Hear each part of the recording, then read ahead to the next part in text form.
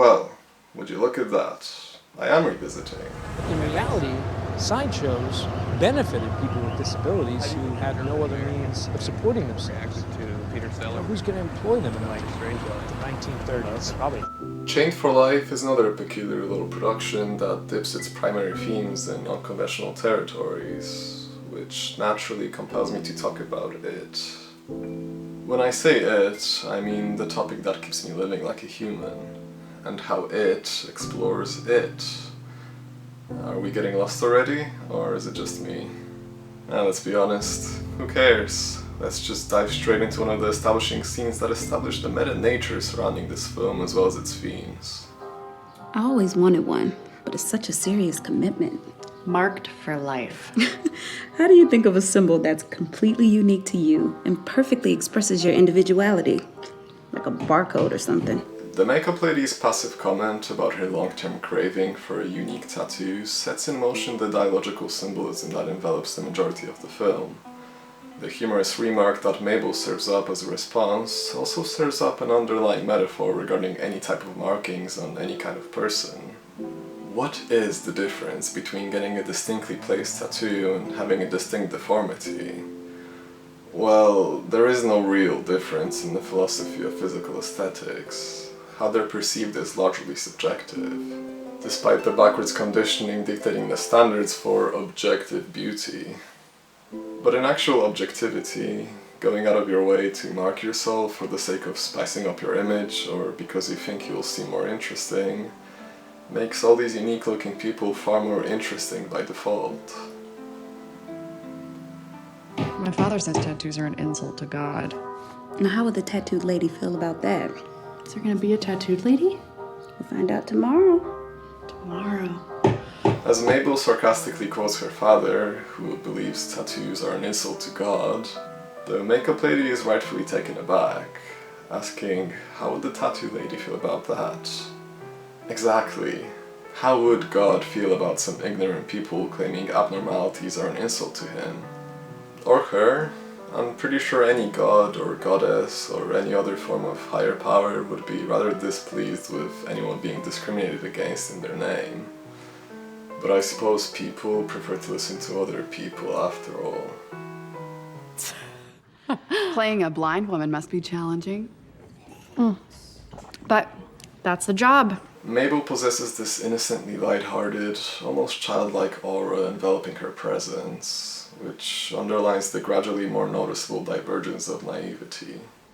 Blindness, it's also not a totally foreign concept because, you know, blindness is an illness, but it's also a metaphor, right? We're all blind in certain ways. We're like blind to our own best interests or blind to the suffering of others. And I think that blind people, they feel they feel excluded from, yeah?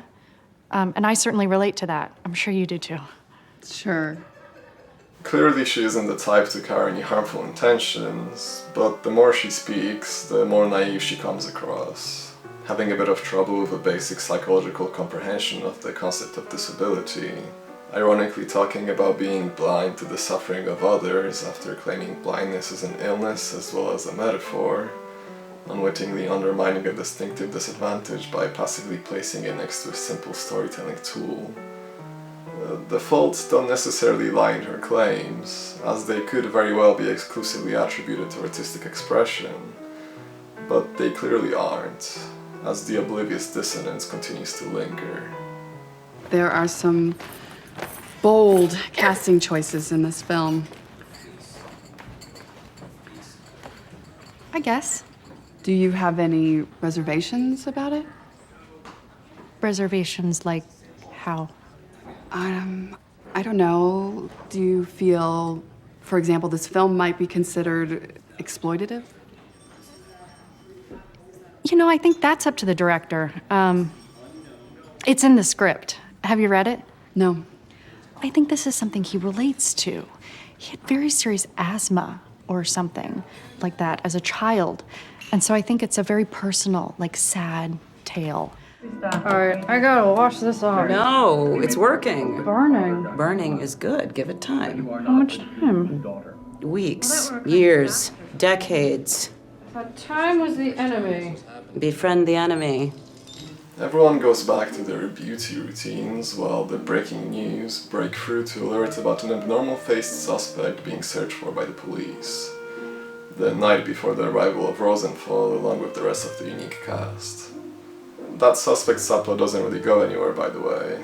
I assume the police either carried on looking elsewhere or actually ended up finding the mentioned suspect who turned out to be someone else. Perhaps to deliver a dig at the audience, immediately thinking of Rosenthal for obvious reasons, which, you know, is fair enough to be honest. Discriminatory profiling seems to be an issue reaching every minority. But yeah, who knows, maybe it was this guy all along. As the unique cast arrives, the visibly flustered Mabel runs into the toilet to prepare for meeting her co-star for the very first time, as if practicing for a performance rather than meeting another human being. Theoretically, her nerves could be attributed to the sort of feelings one gets when meeting their crush for the first time, but I highly doubt that would be the case here, given all the clear-cut context regarding physical beauty standards and perceptions from the character herself. So she walks down the steps to be on the same ground as Rosenthal, quite timidly, as if in fear, with Rosenthal attempting to break the tension as he reaches out first to greet Mabel, while she faces down before answering back with an awkward but perhaps not an uncomfortable nice. At least in this stage, where she swiftly transitions into seeing him as a genuinely courteous man that by nature really shouldn't provoke any type of timidness or fear, in spite of the unspoken rules concerning physical perceptions. Mabel, where have you been hiding? You gotta meet Rosenthal.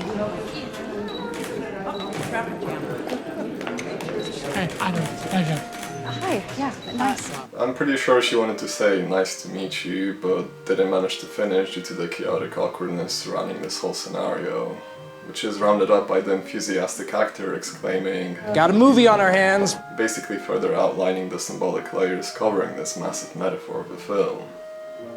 Which is how I perceived it, especially on my second viewing, with all these blatant signals being a lot more apparent.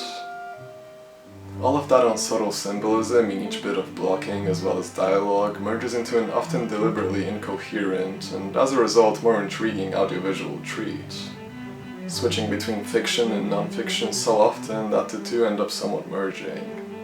One directly affects the other, especially when the fictional segments evoke a much more heartfelt depth. A sense of authenticity that seems to be lacking in this non-fictional reality covered by a collection of awkward facades. So clearly I'm a sucker for overblown metaphors stretching into a feature, as long as the subject matter is worthwhile, which in this case it certainly is. Disability, or in most cases just deformity, is a criminally overlooked topic, with the general perception of these individuals being a particularly sensitive point of discussion that really should be brought into light more often. So what happened to the others? Where's Rosenthal? Oh, he's not coming. They're staying here. What? The hotel's too small and it's not handicapped accessible. There are plenty of beds at the hospital. Plus the guard and the camera equipment too, so. Yeah, but if the hotel is built for the hospital, why wouldn't it be handicap accessible? Built in less enlightened times, I guess. Wait, are they alone in there? I'd give $1 million to know what goes on in there.